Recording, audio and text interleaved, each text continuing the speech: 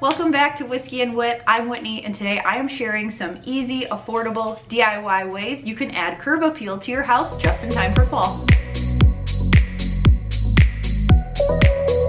We've done some simple landscaping and we've updated our front door, but I really wanted to add some decor elements outside to really make that feel like the welcoming area of our home right when you come in. Kind of sets the tone for the rest of our house. Project number one was figuring out a way that I can incorporate our house number into our front porch decor. So I grabbed this rock that we had from the previous owners at our house. We power washed it and then I made a stencil using my Cricut.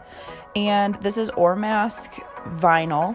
And I applied it and then I used Mod Podge to stick it down. So then that way, as I was going to be spray painting this, I wasn't going to be getting stuff everywhere.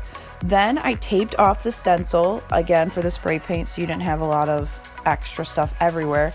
And then I just took some bags that I had gotten from the grocery store and put it around the outside so everything was covered so you weren't going to get a ton of extra spray paint.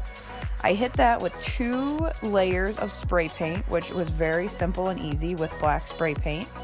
And then I just pulled off the stencil. It was a super simple project, but I really love how it added some extra curb appeal and it really looked intentional in front of our house.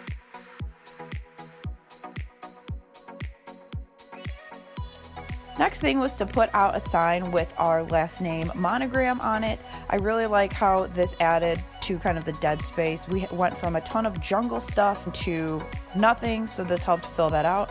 Then I added a pumpkin and a mum.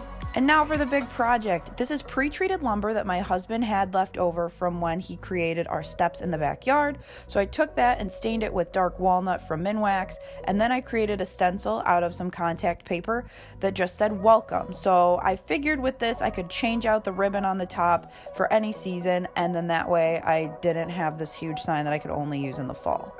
So I went ahead and rolled everything on. You can use transfer tape if you want, but for the contact paper, this made life a little easier for me. So I just went ahead and rolled it on and made sure everything was stuck. Then I made sure to tape this off so in case I wasn't in the lines, I didn't have white paint everywhere. And then I went ahead and painted it with 1 coat of Mod Podge and then 2 coats of Waverly chalk paint. The Mod Podge will stick down your stencil so the paint doesn't run. Then I grabbed this Dollar Tree jute ribbon and tied it at the top. First I did just a simple knot, so then that way that would stay on the sign, and then I added a bow.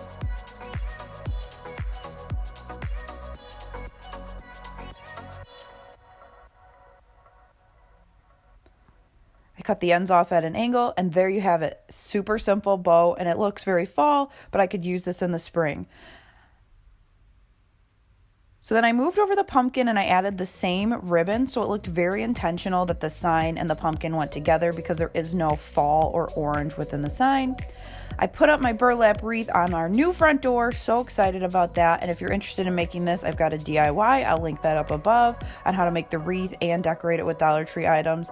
And there you have it. I added just a couple simple projects. This was a Saturday easy one and done situation, but then I feel like our front porch doesn't look as bare, a little more inviting, and I also didn't have to spend a ton of money to do so.